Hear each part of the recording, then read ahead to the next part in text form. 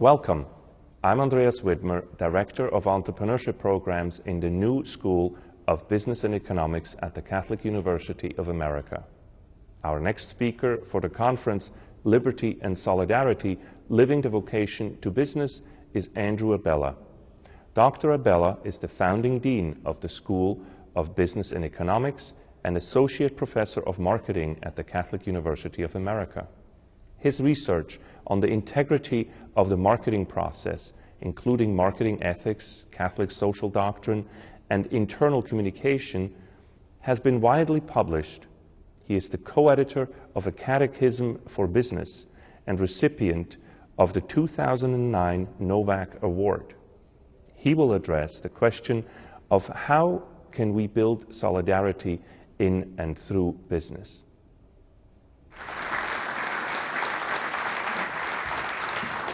The mission of the school is to answer the kind of questions we're asking over this conference. Yesterday, Russ said that the vocation to business is at the center of our post-utopian worlds, because business touches on all of the important institutions of society. He mentioned matrimony, polity, and the church. And so the question I want to answer, or at least address today, is how, therefore, do we build solidarity in our businesses and through our businesses for the rest of society? Solidarity, according to Pope St. John Paul II, as Professor Picala quoted this morning, is the firm and persevering determination to commit oneself to the common good.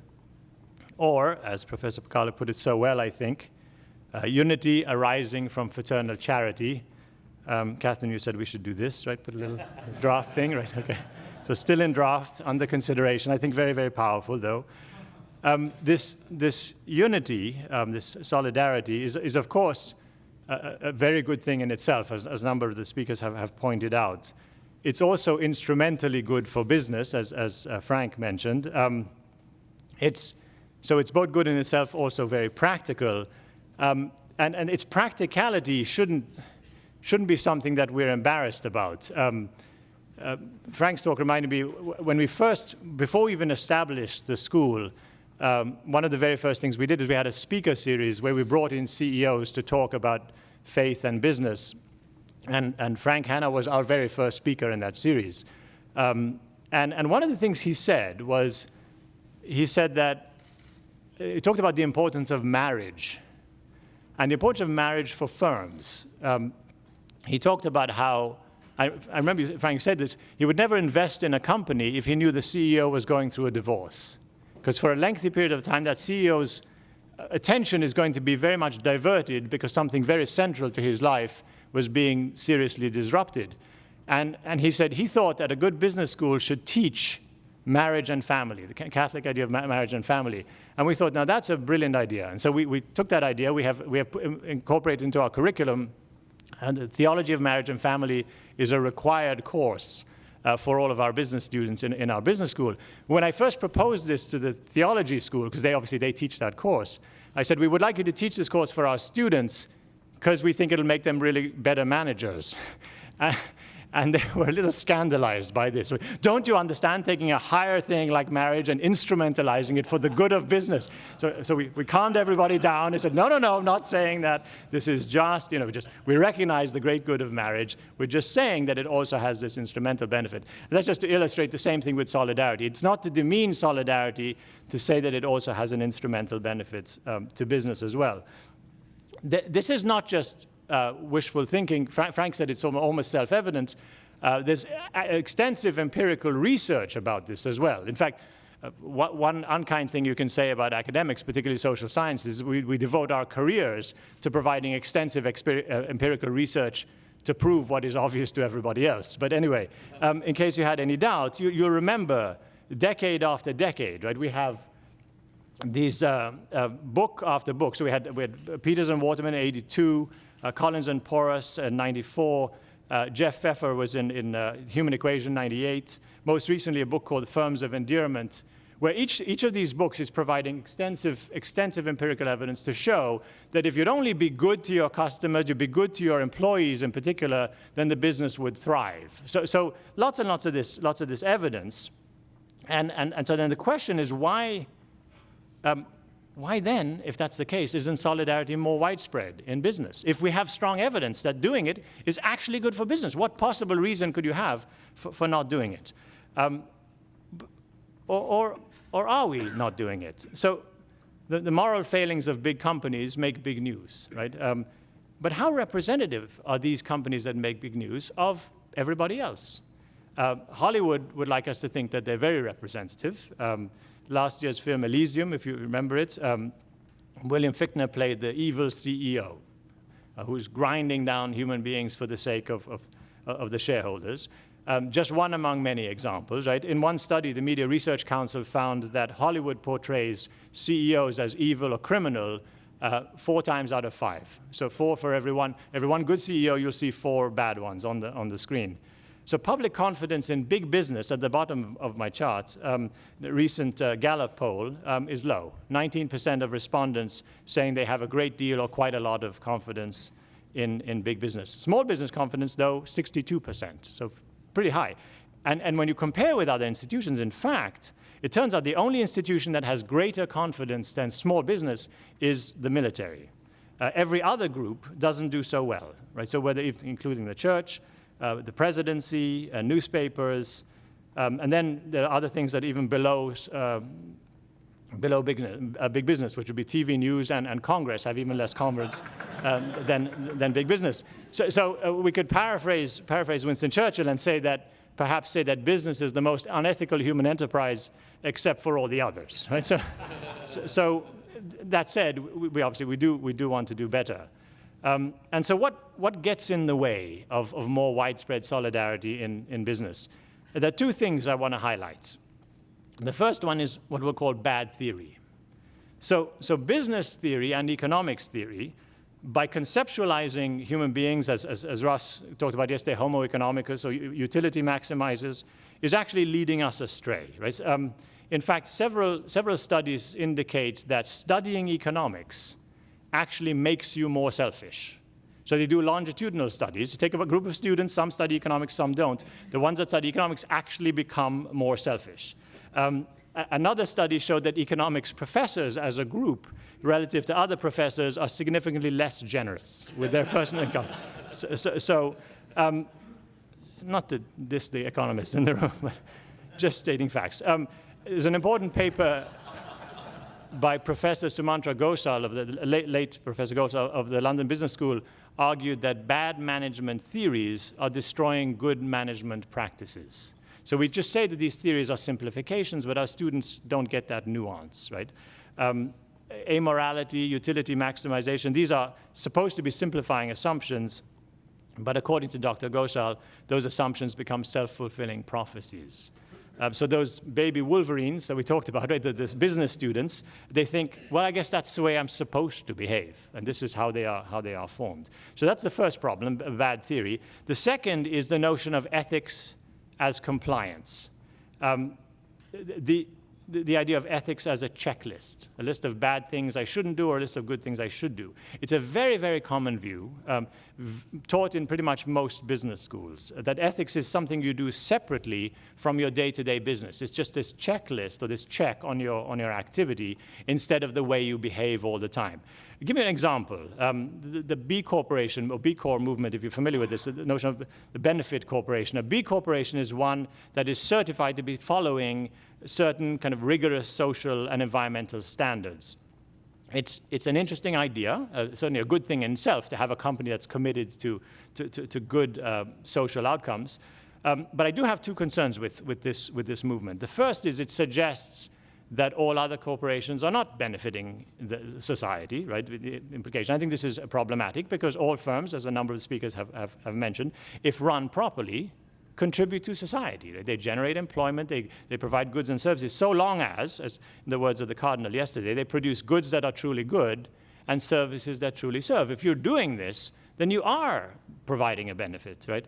And second concern with the notion of the benefit corporation is what defines you as a benefit corporation, and it is a checklist. It's a very, very long checklist. You go online and you fill out this long, long form, and if you give all the right answers, then you get to be certified as a B corporation. And there are good things on there, just kind of how well are you paying your employees? Do you have employee ownership? What's the maximum difference between the CEO and the frontline employees, and so on? Diversity, et cetera, et cetera. But you can imagine how well affected the checklist is by the political correctness of the day, right? And the debates that go around in terms of what goes into the checklist and what doesn't. So what we need, clearly, is not a checklist, but what we need is virtue, yeah? And so ethics is not something that we add to our work or a constraint on our work. It should be the way that we work, right? The way that we run our firms. As Professor Kennedy told us yesterday, so quoting Aristotle, he said that virtue is a habit, right? It's a habit that makes a person good and makes what that person does good also. There's no need for a checklist. Virtue is a good habit, vice is a bad habit, and the collection of virtues or vices you have is your character. It seems to me this is truly foundational. If you want to have solidarity in business, you need virtue, and as Professor Pakaluk mentioned this morning, so solidarity presupposes virtue. It needs an organization of people who practice virtue, who work and live virtuously. So the question I want to focus on is how do we foster virtue in our organizations, in companies in particular, and how do we know we are fostering, and particularly can you measure this? So Frank was talking about how there are greater goods than greater wealth than just money, but we can only count the money. Are there ways to count or to measure improvement in virtue? And the good news is, increasingly, yes, believe it or not. There's one of the great advances in contemporary psychology has been the growth of the field of positive psychology, led by Professor Martin Seligman at the University of Pennsylvania.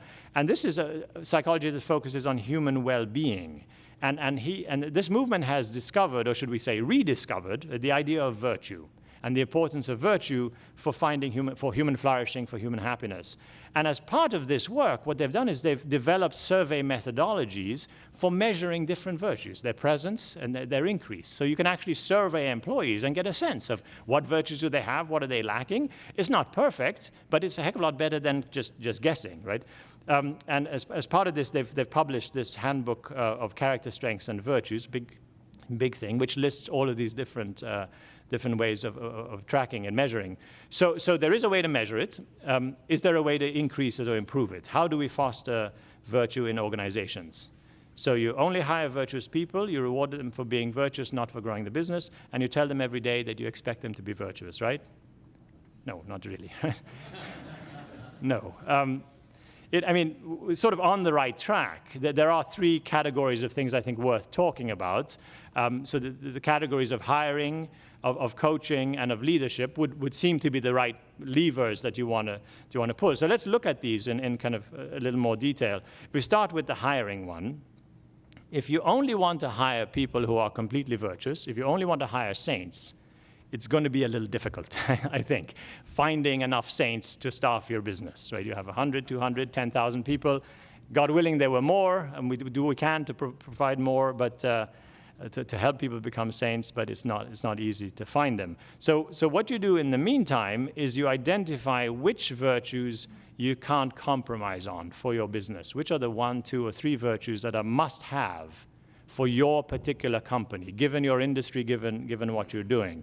I'll give you an example. So Southwest Airlines, they have 3 core virtues, as they've defined them in their own language, what they call a warrior spirit, which includes the virtues of both sort of courage and perseverance in some mix, a fun-loving attitude, and the phrase they use around this is take your work seriously, don't take yourself seriously. And I think here they're actually talking about the virtue of humility. And then the third one is a servant's heart, or the virtue of charity.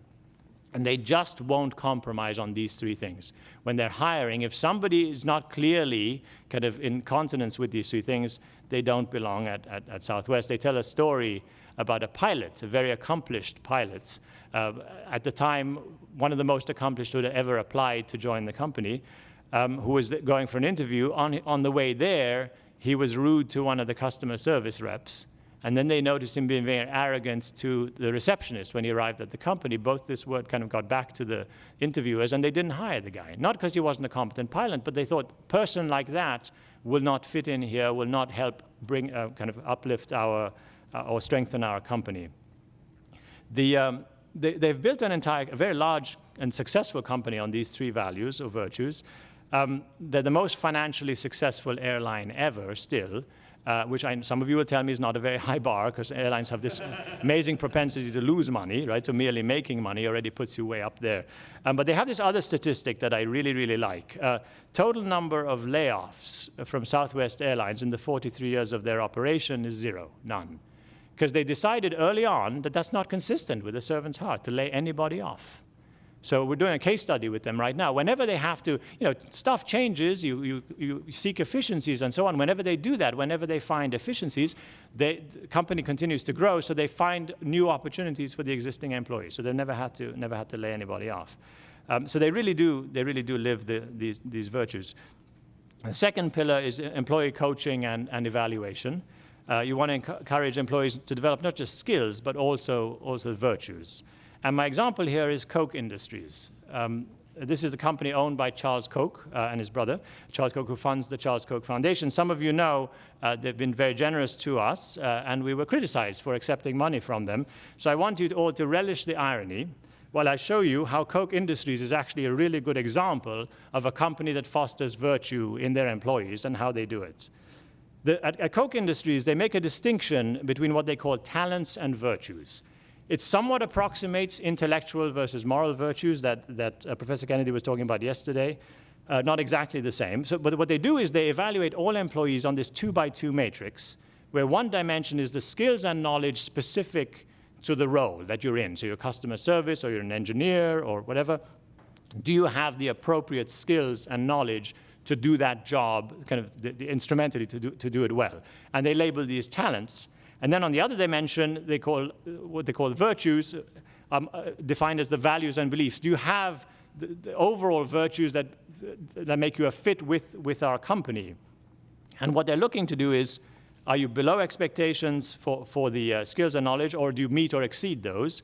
Are you consistent with these principles? Are your virtues kind of in line with what we need or not? And what they want is all employees to be in that top right-hand quadrant. So not enough to have the skills for the job. We also want you to display, to practice, to have the habits, to have the virtues that are core to our company. I think this is a very useful tool that pretty much any company can pick up and use. So then the final pillar is a question of leadership. And the key thing here is that the leaders want to be practicing and modeling the virtues themselves. As Professor Pakaluk mentioned this morning, not just serving the food, but eating with. So you want to be part of that virtuous living. I find very useful here the model for leadership developed by Dick Lyles and his collaborators. It's called Leadership in Context. Some of you may know Dick Lyles. He has he's host of the Catholic Business Hour on EWTN radio. The model is published in his book, Achieving Leadership Genius. It's the most soundly researched theory on leadership that we have seen. There are many, many leadership theories, but this one is really very solidly based on research as well as practical experience. And the central insight is that successful leadership is based on the context that you're leading in, whether it's leading a large organization, leading an alliance of organizations, or leading a team within an organization, or just one other person, or yourself. And that's the key point, and that's where the book begins, where the theory begins. It's first, you have to be capable of leading yourself. So first, you have to be virtuous yourself if you are going to help cultivate a virtuous organization. As an interesting aside, this Leadership in Context model is the model that the Catholic Leadership Institute, that some of you are involved in, uses in their very highly successful program for training pastors. The program is called Good Leaders, Good Shepherds. Uses the same theoretical model. So you've got hiring for a specific, narrow but specific set of virtues, coaching and evaluating based on both skills and virtues, and then leading by modeling the virtues. I want to show you a couple of case studies on putting this all together. The first one is a company that some of you know, US Inspect, is a leading home inspection company for corporate relocation, founded by Keith Fimian, a member of Legatus for many years. What US Inspect did was they surveyed all their employees, and they said, list the top 3 attributes. They said attributes, so they were looking for was virtues, that most contribute to our company's success, in your opinion. They surveyed everybody in the company, collected, analyzed, grouped these, and they came up with the top 5 attributes, effectively the core virtues, in their case 5 of them, that were really central to the company's success. In their case, it was diligence, dependability, charity, honesty, and knowledge. And of course, these would be different for different companies. And then after identifying these virtues, then they had this 2-phase development process. In the first phase, the learning phase, they put together materials to help people understand what these virtues were, which involved telling stories about them, explaining what they are, what kind of behaviors. They had different departments try to work out how does the virtue of diligence, for example, work out in the accounting department versus in customer service. And then the next phase, more important, is the practice phase, right? You learn virtue by doing it, right? Making it habitual. And each department would then exercise, they would work together to exercise that virtue, give each other feedback, and so on. Very, very successful process. And they kept repeating this then with a different virtue through each of the 2 phases. They monitored the number of key metrics from before this program to after it was underway. Employee turnover went down from 20%, which is fairly standard for their industry, down to 14% in the next year and 8% after that. So dramatic improvement. As you know, that is a very powerful indicator. Number of claims dropped from 2.6% to below 1%. So very effective, again, pretty much, I think, something any company can adopt. The initiative was led by Bill Bowman, some of you know him. At the time was COO of US Inspect, and now works as an independent consultant helping companies with this. He's also a research professor here in our business school. Would have been here today, but he's over in Spain. So one other example, Alcoa, aluminum company of America, world's largest aluminum producer. And the story is some years back, a major transformation that the then new CEO, Paul O'Neill, made when he was first appointed. When he was first appointed, the company had hit hard times, sort of lost its way. From being an industry leader, was really, really falling behind. And investors and analysts wanted to know, okay, so what's your vision? What are you going to do to turn around this company? And they were somewhat surprised when he said, my focus is going to be on safety. That's my focus. And they were a little taken aback. I mean, safety is important. Manufacturing aluminum is potentially very dangerous, big, heavy equipment, very high temperatures, right? But Alcoa already had, at that time, the best safety record in the industry. And so in the current situation, they were expecting him to come in and say, cut costs, innovate, whatever, improve stock. But no, he said, safety. Safety is going to be my top focus.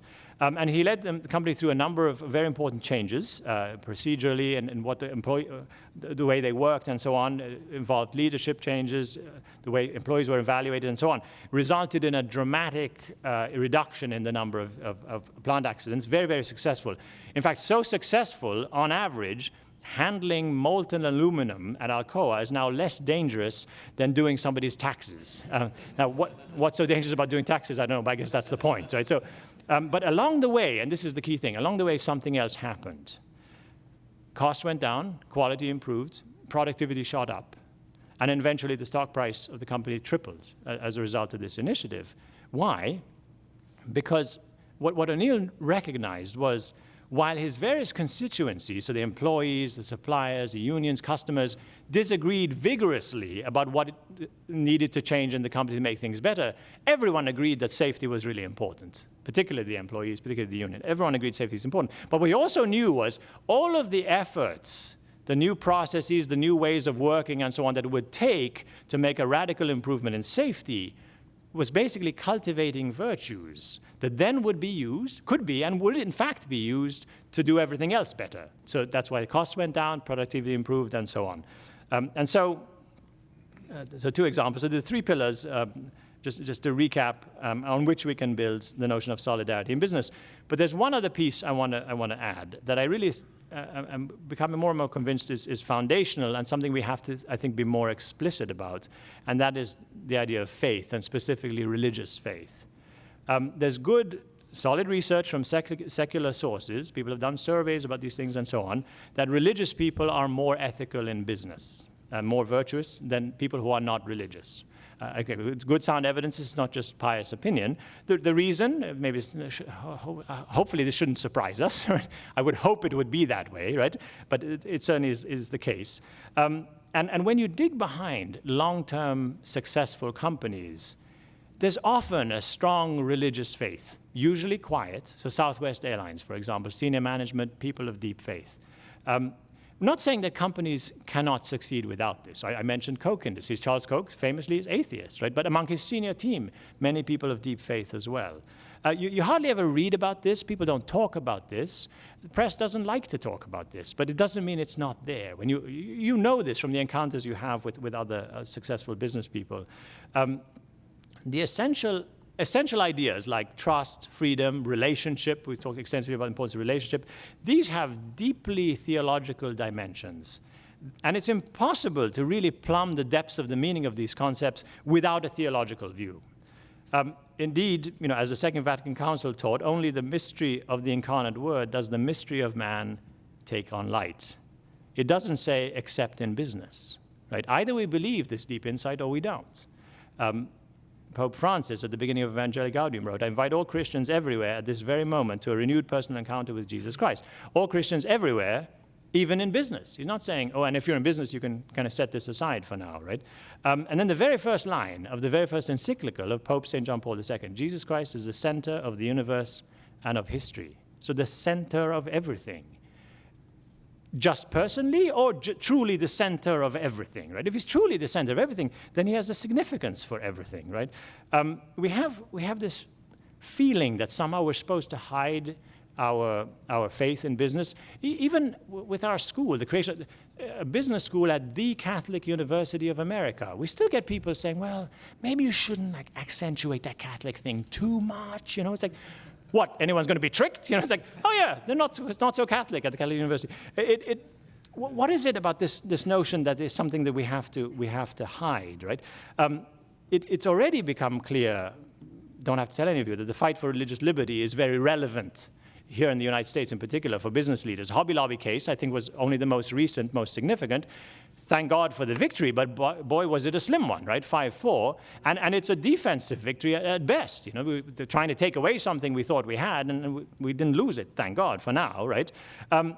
We have to, I think, turn around and say, not only make the case that religion in the business world is something that must be tolerated, we have to make the case for how powerful, what a powerful good religion is for business and for economic success in the country.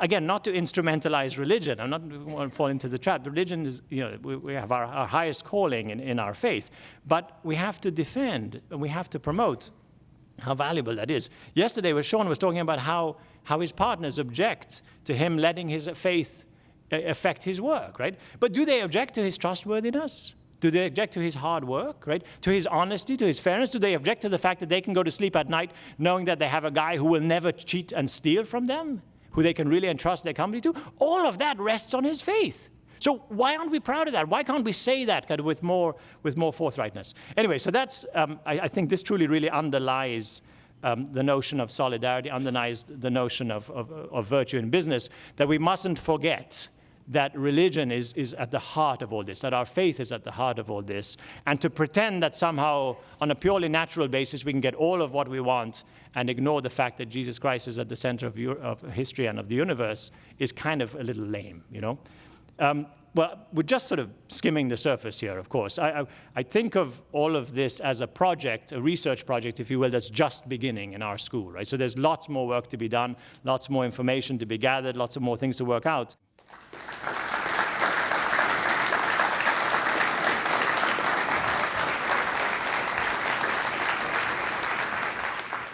Our next speaker is George Garvey.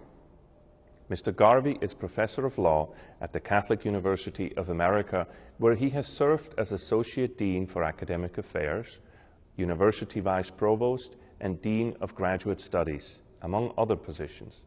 His publications include economic law and economic growth, antitrust regulation, and the American growth system, and numerous book chapters and articles related to competition law and policy, domestic and international economic regulation, and the relationship between law and Catholic social teaching. He will discuss here in what way does the legal environment facilitate or hinder solidarity and subsidiarity in business. Well, in light of Cardinal George's absence, I'm going to take a little bit of time to cover some of the material that was actually part of his topic. And I'm doing this because I had done a presentation a couple of years ago on this issue and was able to pull out portions of it to do a little PowerPoint. And because I think it's really important that your first introduction to this transition from solidarity to subsidiarity recognize that there's a relationship, a codependency between them. So let me take, I am not speaking for Cardinal George. I am nobody's eminence. So this is a lawyer's interpretation, if you'll forgive me. All right, the starting point for all of this in the presentation I've done before is where at least I first became aware of this quotation about the cornerstone of Catholic social teaching, and it was in Ecclesia in America. St. John Paul wrote this, and it was in the section on globalization. And the highlighted point here is her moral vision in this area, the church's, rests on the threefold cornerstone of human dignity, solidarity, and subsidiarity. All right, so we have this first statement of these are the critical, as you all know, if you've studied social teachers, there's lots of principles. All right, John Paul said these are the cornerstone. This is where they rest. All right, so I put together this paradigm that has the three of them kind of connected in a standard graphic way. But that's too simplistic, and it doesn't portray the fact that these are not three discrete, standalone principles. They stand together. So I was impressing myself with how I figured out how to do different colors and draw circles, and drew this model of it, which then brings them together and shows them interacting.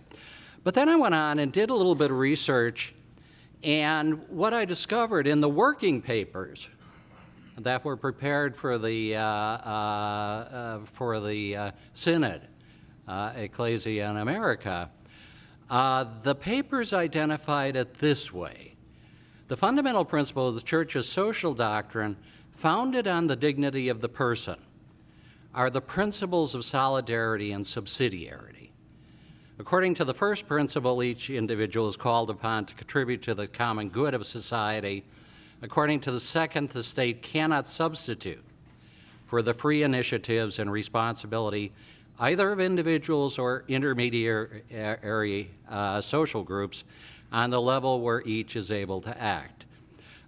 So that prompted my going back and doing more circles.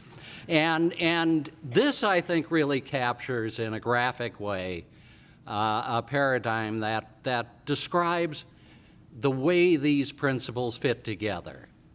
There is one overarching principle, and it's the dignity of the human person. There are then these two operative principles within them, solidarity and subsidiarity. And they work together at times, and they work in tension at times. But they're applied, or their goal is to be applied and to foster and recognize the dignity of the human person. All right. Then just very quickly, dignity revealed, inherent, and inalienable image of God, creative, social, and loving. Solidarity derived from common shared dignity of the person, explicit in Scripture, reciprocal social rights and duties, focused on the other, but as an equal, communitarian impulse. Collectivity has duty to help individuals develop and leave authority where it can best be executed. Okay, so those are the sub-principles that I drew out of solidarity. And then subsidiarity expresses the dignity of the individual and the obligation to develop self. Accepts need for collective action, but seeks to keep it at the smallest effective unit. Person has right and duty to develop self, and then to practice the virtue of solidarity, to aid others as individuals and collectively.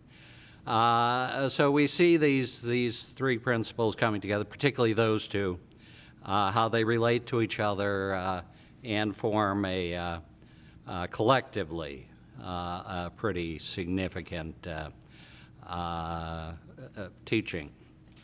Okay, the last thing, and like some of the other speakers, I'm not going to read this to you. I just wanted to let you know that I'm not alone in some of this thinking, and nor is Cardinal George. Caritas and Veritate, Pope Benedict told us that the principle of subsidiarity must remain closely linked to the principle of solidarity and vice versa. Since the former without the latter gives way to social privatism, while the latter without the former gives way to paternalistic social assistance that is demeaning to those in need. That's really enough. So we now have, a papal pronouncement, which was implicit earlier, that they go together. They need each other. Okay, and again, we're going to see there's tension sometimes, but they fit nicely. Okay, that's my digression to cover that. Just a little bit of the material that I think Cardinal George was going to provide. All right. Now, the paradigm I presented in the PowerPoint demonstrates how solidarity and subsidiarity are both rooted in the dignity of the human person. At times, policies and practices that seem to further human solidarity may clash with the goals of subsidiarity. And at other times, the principle of subsidiarity may so isolate people that solidarity is lost. In short, the principles must be carefully balanced in practice to best promote human dignity and the common good. My topic seeks to determine how the legal environment of the United States fosters or hinders solidarity and subsidiarity. This is the most challenging, or this is very challenging at many levels. To begin with, implicit in the presentation I just did, the question ultimately devolves into whether or not the legal environment fosters and respects the human dignity of all who are subject to the law. No legal system can pass that test. No government made up of human beings has the capacity, knowledge, or inclination to create a perfect legal order.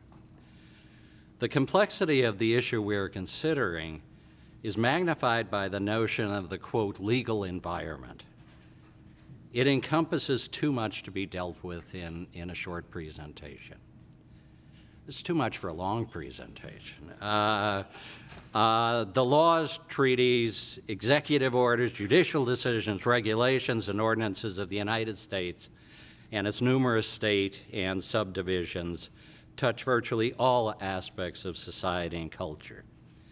They control much of modern life with directives, incentives, rewards, sanctions, and punishments. Each person in this room could identify laws and policies that either foster or impede ideal Catholic social order. The United States immigration policy presents problems from the perspective of the principle of solidarity. Traditional welfare programs seem to satisfy solidarity, but often do so at the expense of subsidiarity. They meet human needs, but leave the recipients dependent. The examples are numerous, and in most instances, the right answer to complex social issues will depend on prudential judgments about which reasonable people can differ. Let me move on to an issue that most people think of in the context of law as it relates to business organizations. And that is the legal obligation of corporate management to maximize the owner-shareholder's value. While this is an accurate generalization of corporate law, it is not without exception and is frequently avoided in fact. I'm not going to explain the rationale for this rule, which makes sense if not applied with unyielding rigidity. The challenge to this rule from a Catholic perspective is that it fails to recognize that a business enterprise is a community of human beings, stakeholders, who must exist in some sort of relationship of solidarity. Everyone's valid interests merit consideration and the operation of an enterprise. The legal answer to this issue has generally been the adoption of something called stakeholder statutes, which impose a duty on management to consider the interests of all parties who are affected by corporate decisions. Courts, moreover, have been quite ready to find particular charitable and social corporate activities to be economically justified. We do expect businesses to be good citizens nowadays. Generally, this newer legal emphasis on a form of solidarity in the business world has not been too impressive. As already noted, profit-maximizing decision-making has in fact considered many of the social factors that influence a firm's relationship with workers, suppliers, distributors, consumers, and the communities in which they exist. Charitable giving can be justified on economic as well as moral grounds. My ultimate point here is the same theme that was introduced by Sean Filer yesterday. Business enterprises are allowed by corporate law to do good things if they are run by men and women who bring sound moral values to their work as directors and managers. The profit-maximizing norm certainly justifies what may be a greed-based managerial imperative, but it's not mandatory. Let me turn now to an issue that many people associate clearly with solidarity, and that's the existence of labor unions.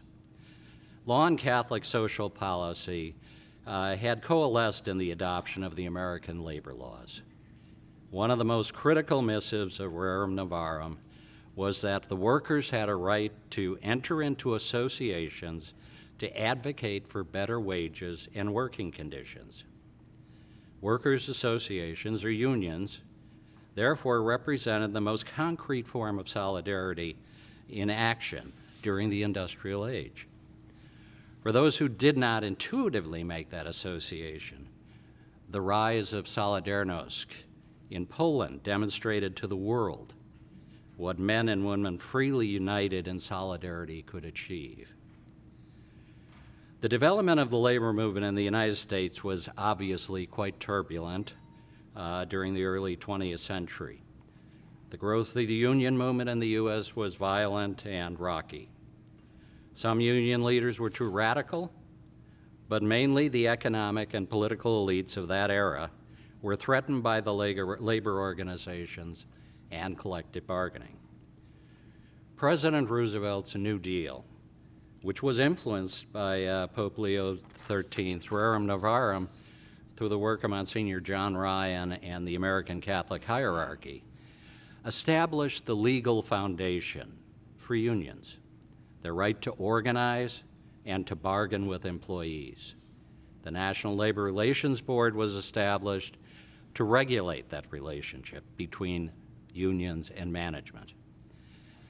Other statutes, federal and state, have been enacted to protect the rights of workers to adequate compensation, protection against invidious discrimination, and safe working conditions. But none since the National Labor Relations Act have relied on the rights of workers to join in solidarity, to bargain for their wages and working condition. Now, there's a lesson and a challenge in the development of union-centered labor laws. for whatever reason, unions have diminished significantly in size and influence in recent years. For example, a report in 2012 on CNN stated that American unions already have a fraction of the influence they did a few decades ago. Only about 12% of workers are union members, down from 20% in 1983, according to federal data. In the private sector, the plunge has been even steeper. Union membership has dropped from 17% in 1983 to 7% in 2012. One result of this change in the character and power of unions is that labor law in the United States is now called employment law. It's taught differently. And as employment law, it minimizes, to some extent, the role of one of the main mediating subsidiary bodies in the relationship between employers and employees. This represents a challenge to both society and to the church with regard to the application of a critical social principle in the real world. Traditional unions no longer represent the major subsidiary organization for working people.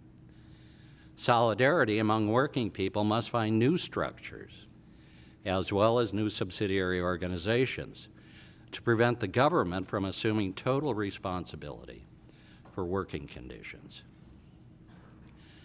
The point is not that the traditional unions do not provide a concrete example of solidarity in action.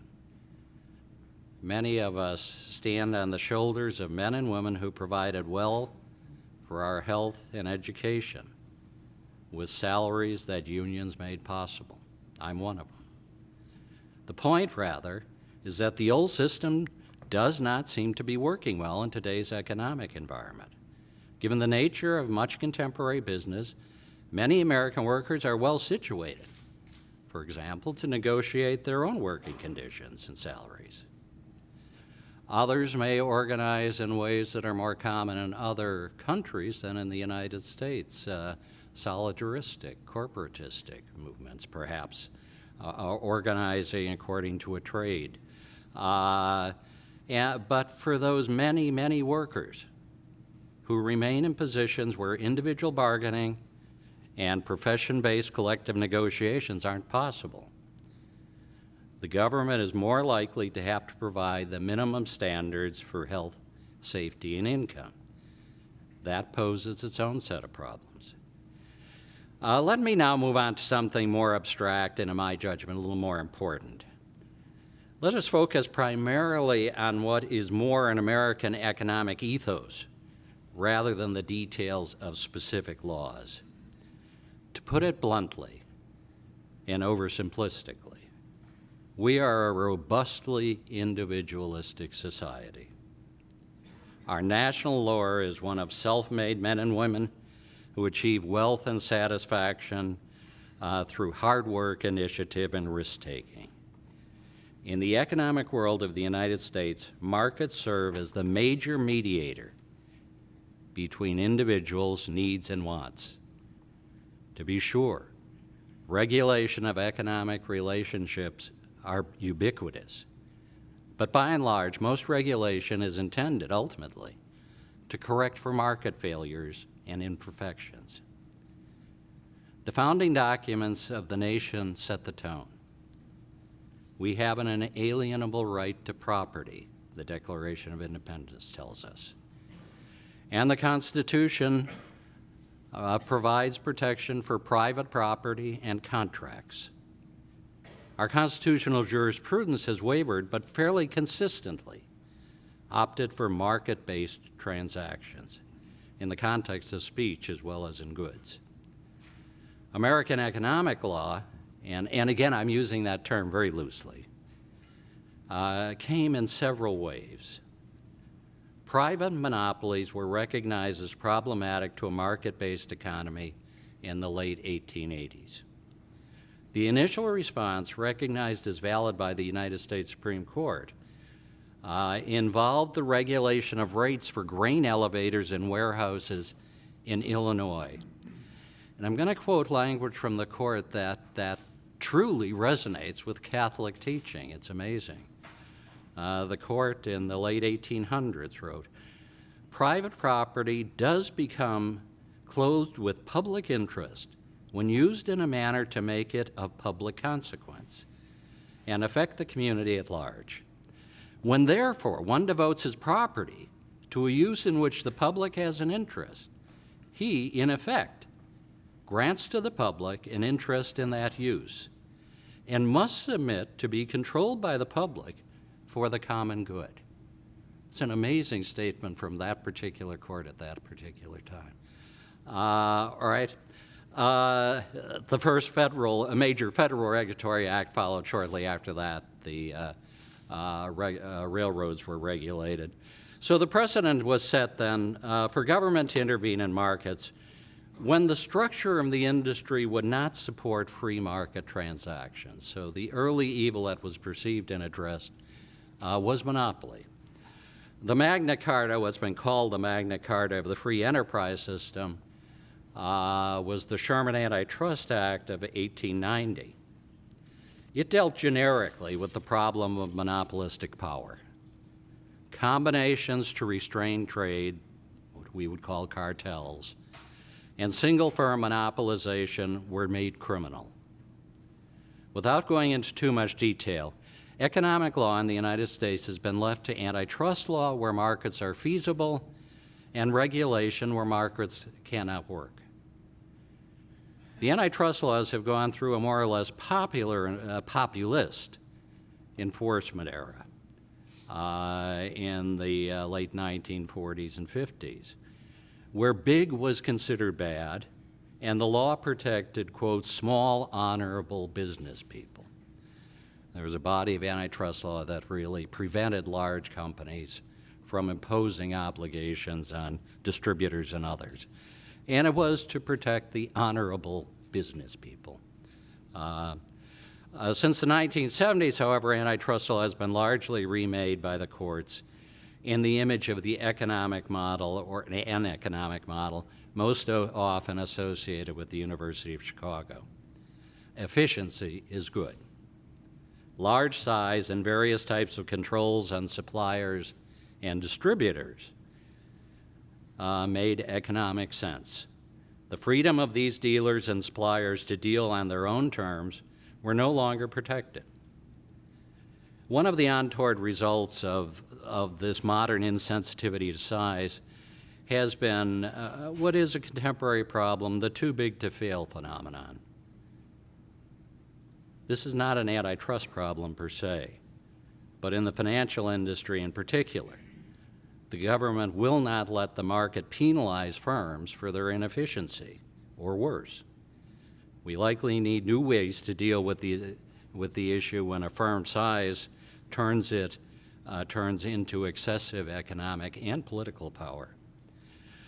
The regulatory track has gone through similar changes. Policies that assume disinterested but knowledgeable regulators soon found that agencies were either outright captured by the industries they regulated or were so dependent on them for their expertise that they were de facto captured.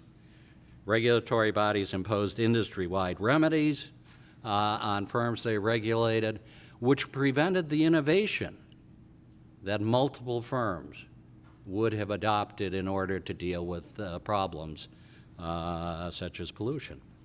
And the regulatory process often went beyond the sections of the regulated sector that operated outside of a competitive market. The rationale for regulation was that the market couldn't work. It had to be simulated by a regulatory body. This was then extended to broad industries, and I'll give you just one example of where this was very problematic. In the oil and natural gas industries, the pipeline system is a natural monopoly. The wellheads are all over the place where the gas and oil is obtained, and it can exist very nicely in a competitive market. The industry, however, wasn't controlled in its entirety and prices set by a regulatory body. All of those are lessons that we've learned, and that prompted what was the deregulatory movement that began with Jimmy Carter and continues. Now, if you allow me to sum up the legal environment of the United States, at least in the context of the economic order, as a strong commitment to free markets. Let me take this one step further and translate this more broadly into a commitment to freedom itself. I am, of course, abstracting wildly from an immensely complicated legal, social, and cultural environment. Accepting my construct of the United States as a nation committed to individual freedom in the economic sphere, with a strong preference for market transactions among free individuals. How does this relate to the principle of solidarity and subsidiarity? The answer is, as most of the talks you've heard, the answer is unsatisfying, but consistent with so much that we've already heard. The emphasis on freedom ultimately means that individuals will determine how well the communities in which they operate meet the ideals of solidarity and subsidiarity. The bonds and the allocation of functions will be driven by many factors, not simply economic efficiency. And even economic enterprises can be motivated by the collective good of their members. Now, as always in Catholic teaching, freedom comes from responsibilities. The quality of our lives as Americans and of others who live, whose lives are so dependent on U.S. policies will be a function of decisions made by many, many people. The American legal system, then, seldom directly imposes policies to achieve solidarity or subsidiarity. Other countries are more direct. Japan does so by custom, Germany by law. We, by contrast, are dependent on people of goodwill and moral standards to provide those goods. The message of Catholic teaching is, as always, that society will be better when men and women have a change of heart. Thank you.